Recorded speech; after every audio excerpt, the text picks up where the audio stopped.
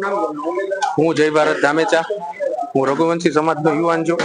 અમારા સમાજમાં સતત 2 દિવસથી એક માગણી ઉઠી છે, જે જ્ઞાન પ્રકાશ સ્વામીએ ટિપ્પણી કરેલ છે।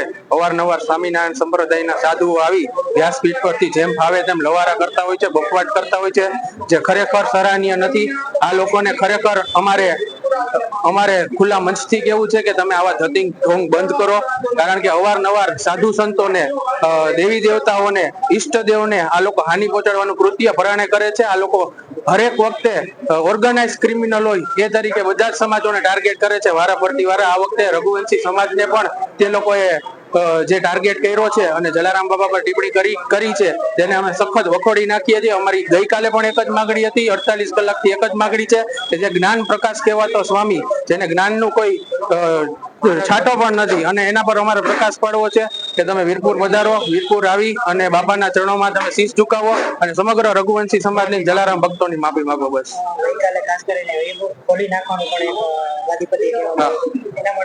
એ અમારા પરમ પૂજ્ય વીરપુર ધામ ના ગાદીપતિ છે, અમારા વડીલ છે। એમને લાગણીથી બધા ભાવિ ભક્તોને એવું કીધું હતું કે આપ જે રોજગાર બંધ કરો છો તેને ચાલુ કરી દો, પણ એ એમના લાગણીનો ભાવ હતો।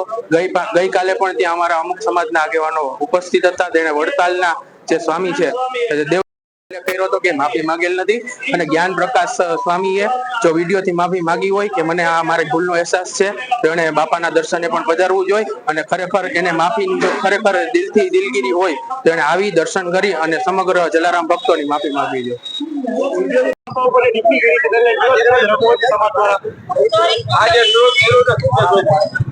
વિરોધ કર્યો છે, તમે જોઈ રહ્યા છો બધાના સપોર્ટ છે, અમને બધા 18 વાળોનો સપોર્ટ છે। એટલે હવે પછી અમારી એક જ માંગણી છે કે સ્વામીજી માફી માંગે।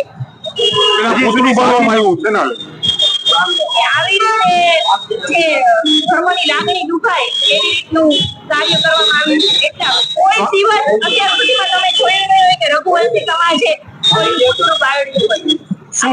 મને બહુ દુઃખ થાય છે કે આવું કાર્ય કરવામાં આવ્યું, પણ અમને એવું કાર્ય કરવા માટે મજબૂર કર્યા છે।